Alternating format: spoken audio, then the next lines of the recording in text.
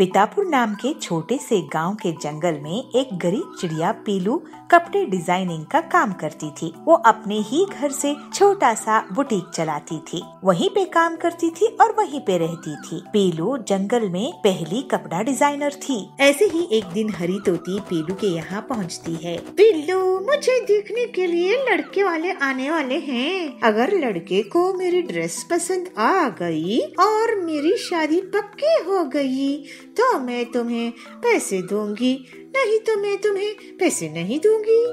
लेकिन आप लड़के को पसंद आओगी कि नहीं, इसका मेरी ड्रेस से क्या लेना देना।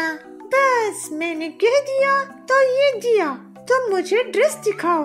पीलू फिर दुखी मन से उसको ड्रेस दिखाती है और एक ड्रेस लेकर हरी तोती वहाँ से चली जाती है। ऐसे कैसे चलेगा, कोई मुझे पैसे ही नहीं देता है। यहाँ के लोग कब समझेंगे कि मैं एक बुटीक चलाती हूँ, फुटपाथ के कपड़े नहीं बेचती हूँ। हरी तोती को देखने के लिए लड़के वाले आते हैं। आपकी ड्रेस तो बहुत ही अच्छी है, लगता है किसी प्रीमियम बुटीक से ली है। आपको ये कलर भी बहुत सूट कर रहा है। लड़के की बात सुनकर हरी बहुत खुश होती है और उसका रिश्ता पक्का हो जाता है। उसके बाद वो पीलू के पास जाती है। पीलू जी, मेरी ड्रेस मेरे होने वाले पति को बहुत पसंद आई। तुम्हारा बहुत बहुत शुक्रिया, मैं इसकी पेमेंट करने के लिए आई हूँ। आपको बहुत बधाई हो हरी, और धन्यवाद कि आप मुझे पूरे पैसे देने के लिए आई हैं। इसके बाद पीलू बहुत सी और पक्षियों को ड्रेसेस देने लगी और सभी उसे थोड़े बहुत पैसे देने लगे। ऐसे ही कुछ दिन बीत जाते हैं। पीलू सोच में रहती है, पता नहीं कितने दिन और लगेंगे मेरी बुटीक को जमाने में। जो भी आती है मेरी तारीफ करती है, कपड़े की तारीफ करती है, लेकिन कोई भी पूरे पैसे नहीं देते हैं। फिर एक दिन एक फिल्म की शूटिंग के लिए जंगल में हीरोइन आती है, साथ ही डायरेक्टर और प्रोड्यूसर भी रहते हैं। शूटिंग के दिन उसकी ड्रेस में कॉफी गिर जाता है। वो बहुत नाराज हो जाती है। अरे, ये ड्रेस खराब हो गई है, यहाँ आते ही अपशगुन हो गया है। कोई होगा क्या जो मेरी ड्रेस नहीं लाकर दे दे। क्या यहाँ पर कोई डिजाइनर बुटीक है? मैडम, इस गांव के जंगल में कौन सा बुटीक होगा? तभी वहाँ शूटिंग देखने आई पीलू हीरोइन को आवाज देकर कहती है, हीरोइन जी, मैं आपकी बहुत बड़ी फैन हूँ। मेरे यहाँ पर डिजाइनर बुटीक है, आप मेरे यहाँ चलिए, मैं आपके लिए बेहतरीन ड्रेस बनाऊंगी। फिर हीरोइन पीलू के बुटीक में जाती है और बहुत से ड्रेस ट्राई करती है। उसे 3 ड्रेसेस पसंद आते हैं। पीलू, लगता है मैं तुम्हारी दुकान में अगर और रुकी तो पूरी दुकान ही खरीद लूंगी। तुम कमाल की ड्रेस डिजाइनर हो। अच्छा सुनो, मैं शूटिंग के लिए जा रही हूँ, मैं तुमसे बाद में मिलूंगी। ये लो पैसे। नहीं मैडम, आप मेरे यहाँ आई है, आपको ये ड्रेसेस मेरी तरफ से गिफ्ट। फिर पीलू हीरोइन से पैसे नहीं लेती है, लेकिन हीरोइन अपनी शूट खत्म करके वापस आती है। पीलू, तुमको इस बुटीक से कितना कमाई हो जाता है इस गांव के जंगल में? यही कोई 5-10 हजार रुपए, ज्यादा नहीं मिलते हैं। अरे, तुम जैसे टैलेंटेड ड्रेस डिजाइनर को इतनी कम इनकम, तुम मेरे साथ चलो, मैं तुम्हें महीने का 2 लाख रुपए दिलवा दूंगी। दूसरी हीरोइंस और अमीर बिजनेस कराने की लेडीज के लिए तुम ड्रेसेस डिजाइन करना, तुम बहुत जल्द ही करोड़पति बन जाओगी। पीलू ये सुनकर बहुत खुश होती है और अपने टैलेंट और मेहनत से वो बहुत जल्द ही बहुत तरक्की करती है और अब उसके पास बहुत सारी हीरोइंस का और अमीर घरानों की औरतों का ऑर्डर रहता है। पीलू बहुत अमीर हो जाती है, लेकिन उसे अपने गरीबी के दिन याद रहते हैं। वो हर हफ्ते गरीबों को मुफ्त में कपड़े दान दे देती थी। इस तरह से पीलू हंसी खुशी रहने लगती है। खड़क सेठ, मैं तुम्हारे साथ शर्त लगाने के लिए तैयार हूँ। कल सुबह तेरी मुर्गी को 50 मुर्गियाँ देने होंगे, नहीं तो तू मुझे 2 लाख देगी। ये धोखा है, ऐसा नहीं हो सकता। धोखेबाज तुम हो खड़क सेठ, भोले भाले लोगों से शर्त लगाते हो और उनकी जमीन हड़प लेते हो। लेकिन मैं इतनी आसानी से तुम्हें नहीं छोड़ूंगा।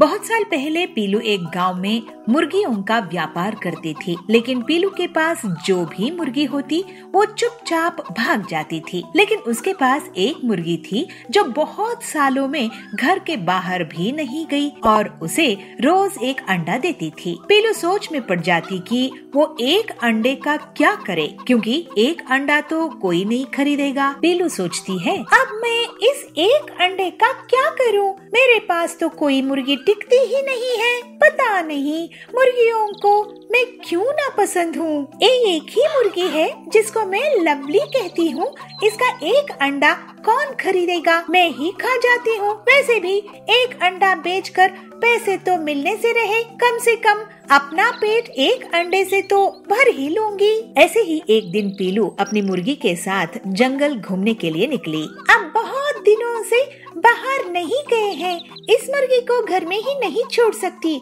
क्या पता ये भी भाग जाए। तभी उसे एक बूढ़ी पक्षी बबली एक पेड़ के नीचे बेहोश मिलती है। अरे बूढ़ी आंटी, उठो उठो, क्या हुआ तुम्हें? कौन है? मुझे भूख लगी है, भूख लगी है मुझे। अरे आंटी जी, मेरे पास तो आपको खिलाने के लिए पैसे नहीं हैं। तभी लवली मुर्गी एक अंडा दे देती है। पीलू तुरंत ही उसे बबली को दे देती है। बबली उस अंडे को खा लेती है। बेटी, तुमने अपनी मुर्गी का अंडा खिलाकर मेरी भूख मिटाई है। तुम अब से गरीब नहीं रहोगी। ये मुर्गी तुम्हें एक सोने की अंडा देगी। उस अंडे को तुम पंखे में रख देना और घुमाना। जब अंडा घूम रहा होगा तब तुम उससे जो मांगोगी वो मिल जाएगा। फिर वो बूढ़ी बबली वहाँ से चली जाती है। पीलू घर आती है और फिर अगले दिन लवली मुर्गी सोने का अंडा देती है। पीलू उस अंडे को पंखे में रख देती है। सोने के अंडे, मुझे ढेर सारे पैसे दो। अरे ये क्या, इससे तो कोई पैसा नहीं आया। आंटी जी तो कह रही थी चलो सोने के अंडे, मुझे पैसे कमाने का रास्ता बताओ। उसी गांव में खड़क सेठ था। वो लोगों से शर्त लगाकर पैसे कमाता था। पीलू उसके पास जाती है। खड़क सेठ, मैं तुम्हारे साथ शर्त लगाने के लिए तैयार हूँ। तू मुझसे क्या शर्त लगाएगी पीलू? तू पिद्दी चिड़िया है, तेरे पास एक मुर्गी ही तो है, ले देकर चल। मैं तेरे साथ भी शर्त लगा लेता हूँ। कल सुबह तेरी मुर्गी को 50 मुर्गियाँ देने होंगे, नहीं तो तू मुझे 2 लाख देगी। ठीक है, लेकिन अगर मैं जीती तो तुम मुझे 5 लाख रुपए दोगे खड़क सेठ? जा जा, एक मुर्गी से 50 मुर्गियाँ निकाल के दे मुझे। फिर पीलू शर्त लगाकर चली जाती है और सोने के अंडे को पंखे में रखकर उसे 50 मुर्गियाँ मांगती है। सोने का अंडा उसे 50 मुर्गियाँ दे देता है। अगले दिन खड़क सेठ ये देखता है तो उसका सिर चकरा जाता है। ये धोखा है, ऐसा नहीं हो सकता। धोखेबाज तुम हो खड़क सेठ, भोले भाले लोगों से शर्त लगाते हो और उनकी जमीन हड़प लेते हो। अरे तुम शर्त जीती, मैं हार गया। ये लो 5 लाख रुपए, लेकिन मैं इतनी आसानी से तुम्हें नहीं छोड़ूंगा। चलो मैं एक और शर्त लगाता हूँ। कल सुबह 500 ऑमलेट चाहिए मुझे, नहीं तो तुम मुझे 10 लाख दोगी या मैं तुम्हें 10 लाख दूंगा। मंजूर, लेकिन कल वो सारी चिड़िया रहेंगी जिनकी जमीन तुमने ले रखी है। अगर तुम कल हारे तो तुम उन सब की जमीन के कागजात वापस कर दोगे। जाओ जाओ, पहले 500 ऑमलेट लेकर आओ। फिर पीलू अगले दिन सोने के अंडे से 500 ऑमलेट की इच्छा रखती है और उसमें से 500 ऑमलेट निकल आते हैं। अगले दिन पीलू सभी अन्य पक्षियों के साथ अपने घोंसले में खड़क का इंतजार कर रही थी। क्यों पीलू, शर्त हारने के लिए तैयार हो ना? 10 लाख है कि नहीं तुम्हारे पास? अगर हार गई तो ये सारी चिड़िया तुम्हें पीटेंगी, क्योंकि तुम्हारे कारण इनकी जमीन हमेशा के लिए मेरी हो जाएगी। लेकिन ऐसी शर्त तो मैंने नहीं रखी। तुम वाकई बहुत बड़े धोखेबाज हो, लेकिन मुझे फिक्र नहीं, तुम शर्त हारने वाले हो। ये देखो, ऑमलेट गिन लो, पूरे 500 है। अरे अरे नहीं नहीं, मेरा सिर चकरा रहा है, इतने सारे ऑमलेट। वो भागने लगता है, लेकिन सारे पक्षी उसको पकड़कर पीटने लगते हैं और अपनी जमीन के पैसे ले लेते हैं और पीलू को 10 लाख रुपए मिल जाते हैं। इस तरह से पीलू सबकी मदद करके खुशी खुशी रहने लगती है।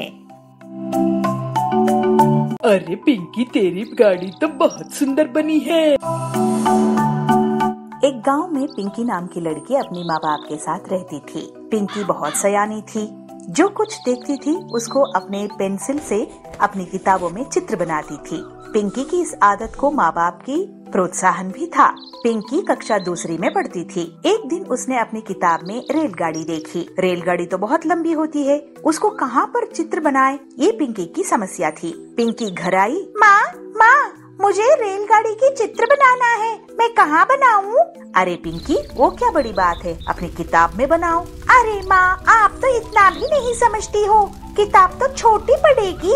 अरे मुझे तंग मत करो, अपने पिताजी से जाके पूछो, मैं खाना पका रही हूँ ना। पिताजी, मैं रेलगाड़ी की चित्र बनाना चाहती हूँ, कहाँ बनाऊँ? पिंकी के पिता ऑफिस की हिसाब किताब कर रहे थे तो चिढ़ के बोलते हैं, अरे पिंकी बेटा, मुझे तंग मत करो, जाओ ना, अपनी स्कूल की कोई भी किताब में बना ले। अरे पापा, आपको इतना भी नहीं पता, किताब में रेलगाड़ी के चित्र नहीं बना सकते क्योंकि वो तो बहुत लंबी होती है। तो तभी वहाँ पे पिंकी की दादी बैठी थी। तो दादी को पिंकी की बात सुन के बहुत हंसी आती है और पिंकी को बुला के बोलती है, अरे पिंकी बेटा, इतनी क्यों चिंता कर रही है, ये भी कोई समस्या है, जाओ ना स्कूल की दीवार पे बना दो। दादी की बात पिंकी को बहुत अच्छा लगता है और सोचती है दीवार तो इतनी लंबी इतनी चौड़ी होती है तो रेलगाड़ी तो समा ही जाएगी। तब पिंकी खा के अपना होमवर्क करके सो जाती है और सुबह पिताजी से कहती है, पिताजी, आज ना मुझे कलर चॉकपीस की एक पूरी डब्बा चाहिए। पिताजी हंसते हुए बोलते हैं, अरे पिंकी बेटा, क्यों, तुम्हें आज स्कूल में बांटना है क्या? अरे पिताजी नहीं, मुझे रेलगाड़ी की चित्र बनानी है स्कूल की दीवार पर। दिला तो दूंगा, लेकिन घर तक कंप्लेंट नहीं आनी चाहिए, ठीक है? अरे चित्र बनाने से कोई कंप्लेंट करेंगे? बिल्कुल नहीं आएगी, आप चिंता मत करो। तो पिंकी के पापा उसको कलर पेंसिल की डब्बा दिला देते हैं। पिंकी कूदते नाचते स्कूल पहुंच जाती है। पिंकी अपनी रेलगाड़ी की पहली यात्रा याद करती है जो अपने पापा मम्मी के साथ उसने किया था। पिंकी चौक उठाई और फिर क्या था, दीवार पर रेलगाड़ी का इंजन बना दिया। अरे इंजन तो बहुत सुंदर बना है, इसको अब डिब्बे जोड़ते हैं। तो फिर दूसरी कलर चौक लेके उसमें पहला डब्बा जोड़ दिया, दूसरा डब्बा जोड़ दिया। ऐसे जुड़ते जुड़ते गए, सारे डिब्बे जुड़ गए। जब अपनी चौक पेंसिल खत्म हुई तो पिंकी उठ के देखती है स्कूल की आधी दीवार पर तो रेलगाड़ी बन चुकी थी और पिंकी की क्लास के सारे बच्चे तालियां बजा के पिंकी की कला को सराह रहे थे। अरे पिंकी, तेरी गाड़ी तो बहुत सुंदर बनी है। पिंकी, तुम्हारे रेल में मुझे भी जगह मिलेगी? अरे क्यों नहीं, हम सारे मिलके इस रेलगाड़ी में जाएंगे। फिर क्या हुआ, रेलगाड़ी दिल्ली गई, मुंबई गई, अमेरिका गई, नानी के घर गई और दादाजी के घर भी गई। बच्चों की ख्यालातों में रेल की गाड़ी ऐसे ही लंबे सैर करती रही। तभी क्लास टीचर क्लासरूम में आते हैं और सभी बच्चों की मुस्कुराहट देखते हुए कहते हैं, अरे बच्चों, इतने खुश हो, क्या बात है? तो दौड़ के पिंकी सामने आती है और अपनी बनाई हुई रेलगाड़ी दिखाती है। तब टीचर अपने मन में ये सोचते हैं, बच्चों के मनोबल को बढ़ाई, कल के भविष्य का निर्माण आज से ही होने दे। यह सोच के टीचर ने पिंकी को बिना डांटे बहुत शाबाशी देते हैं और कहते हैं, पिंकी, आपकी ड्राइंग तो बहुत सुंदर है, लेकिन आप दीवार पे प्रैक्टिस करने के बजाय अगर आपके घर में जाके कोई भी कॉपी में प्रैक्टिस कर लेते तो और भी सुंदर निकल आता। सर, मुझे ना ये लगा कि ट्रेन पुस्तक में काफी नहीं होगा। कोई बात नहीं, मैं आपको सिखा दूंगा। इस बात से पिंकी बहुत खुश होती है और टीचर पिंकी की कॉपी में एक अच्छे से सुंदर से रेलगाड़ी बना देते हैं।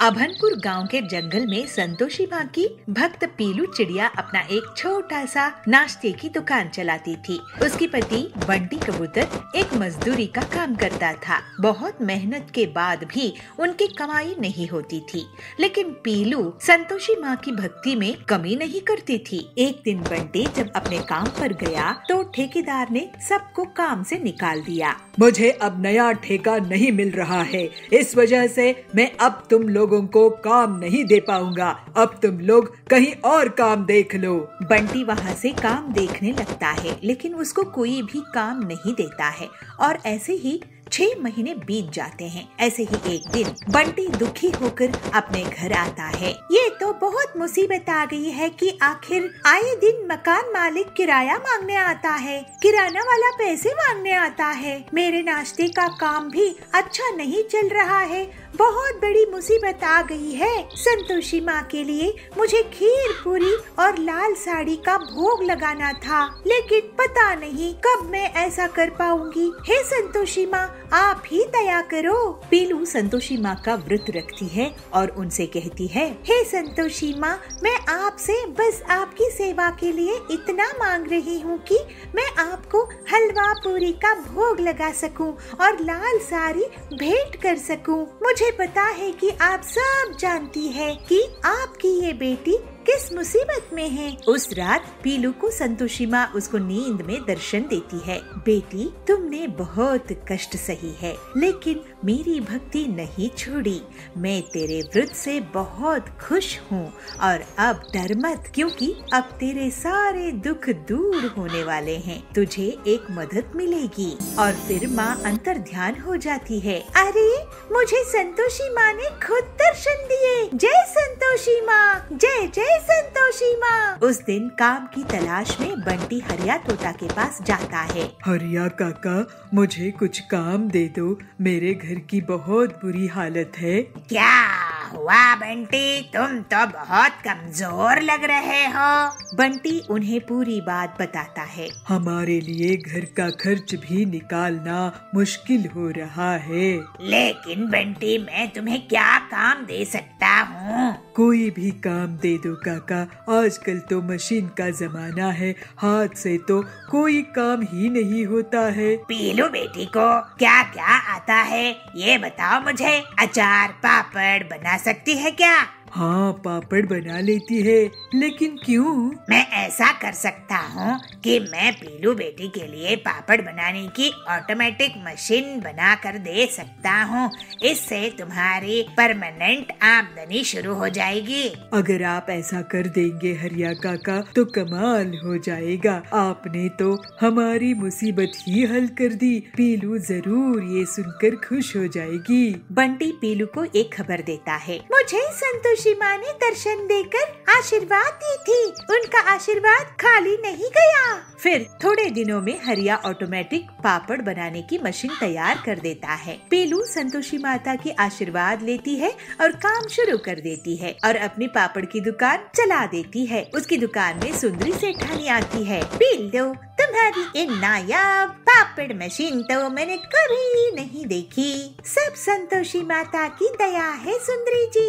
मेरे पास अलग अलग तरह के पापड़ है। ठीक है, मुझे 2 किलो मिक्स पापड़ पैक कर दो। और एक के बाद एक ग्राहक पीलू की दुकान में मशीन के पापड़ खरीदने के लिए आने लगते हैं। अब पीलू बहन, तुम्हारे पापड़ तो लाजवाब है, मेरी सहेली को भी बहुत पसंद आए। ऐसा करो, 5 किलो पापड़ दे दो। जय संतोषी माँ। बबली बहन, आप बहुत अच्छी है, ये लीजिए। और जल्दी ही पीलू को फायदा होना शुरू हो जाता है। बंटी भी उसका साथ देता था और बड़े बड़े ऑर्डर्स लेकर आता था। इस तरह से संतोषी माँ के आशीर्वाद से उनका जीवन सरल हो जाता है। संतोषी माँ, आज मैं आपके लिए हलवा पूरी और लाल साड़ी लाई हूँ और मैं गरीब महिलाओं को भी प्रसाद और साड़ी दूंगी। जय संतोषी माँ, जय जय संतोषी माँ। जय संतोषी माँ। बंटी अपनी बहन पीलू से मिलने के लिए एक गांव में गया। पीलू उसको देखकर बहुत खुश हुई। बंटी भैया कैसे हो? आपको देखकर बहुत खुशी हुई। आपके जीजा दिन ब दिन कंजूस होते जा रहे हैं, इसलिए कहीं जाने के लिए वो पैसे भी नहीं देते। क्या बात कर रही हो पीलू बहन, जीजा जी इतने कंजूस है क्या? हाँ, आपको यकीन हो जाएगा जब आप उनसे मिलोगे।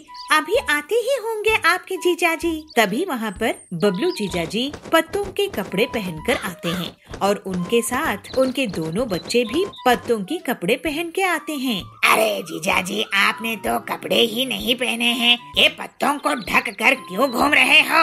अरे बंटी, कपड़े खरीदो, उसके बाद उसे धो, जिसमें वॉशिंग पाउडर और पानी का खर्चा आता है।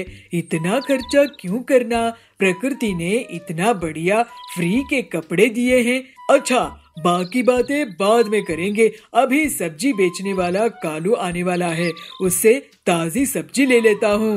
पर उसमें भी तो आपको पैसे खर्च होंगे ना? तुम देखते जाओ अपने जीजा जी का कमाल। फिर कालू के ठेले से बबलू कुछ सब्जियों को अपने घर के पीछे फेंकने लगा। अरे इतनी खराब सब्जियाँ, इन्हें तो इस ठेले में होना ही नहीं चाहिए। अरे तुम इतने फेंको मत, नहीं खरीदना है तो मत खरीदो। अरे जाओ कालू जाओ, मुझे तुमसे सब्जियाँ नहीं खरीदनी है। कालू वहाँ से चला जाता है और बबलू फेंकी हुई सब्जियों को लाकर पीलू को दे देता है। ये देखकर बंटी हैरान रह जाता है। अरे ये सब्जियाँ बेकार नहीं है, बस कुछ दाग लगे हैं, इन्हें साले साहब के लिए बना लो पीलू। ऐसे ही जब वो सब खाने के लिए बैठते हैं तो सब्जी कम और पानी ज्यादा था। अरे दीदी, सब्जी तो इसमें है ही नहीं। इतनी ही सब्जी डालने की इजाजत है तुम्हारे जीजा जी से। इससे ज्यादा सब्जी इस्तेमाल करूंगी तो वो नाराज हो जाएंगे। ये सब्जी पचने में बहुत आसान है साले साहब, खाओ खाओ, जितना मन करे खाओ। बंटी अब वहाँ से जाने के बारे में सोचने लगा। जल्द से यहाँ से वापस चला जाता हूँ, नहीं तो कुछ दिनों बाद सिर्फ खाना सूंघने के लिए मिलेगा। अगले दिन, दीदी मैं चलता हूँ, बहुत दिन रह लिया। बहुत दिन कहाँ भैया, 2 दिन और रुक जाओ ना।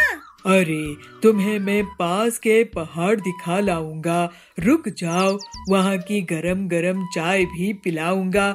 अब इतनी दूर से आए हो, इतना तो मैं तुम्हारे लिए कर ही सकता हूँ ना साले साहब। अपने जीजाजी का कहना वो नहीं टाल पाया और रुक गया।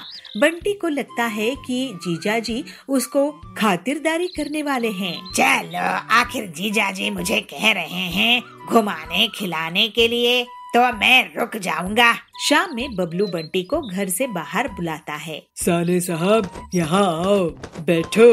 अरे ये क्या जीजाजी, ये तो पत्थर है, इसमें आप क्यों बैठते हैं?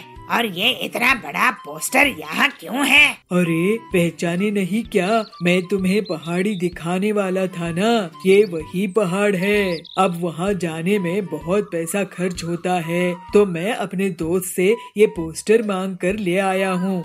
और ये पियो गरम गरम चाय, घर की भी बनी है, वहाँ जाकर पीने की मजा भी आएगा। और खर्च क्यों करना है इन सब में? लेकिन जीजाजी, ये तो कोई घूमना नहीं हुआ। क्यों, तुम क्या चाहते हो?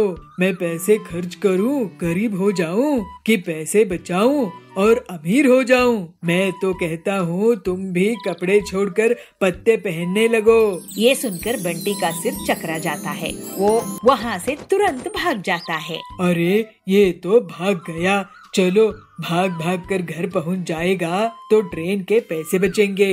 हे भगवान, कैसे जीजा मिला है।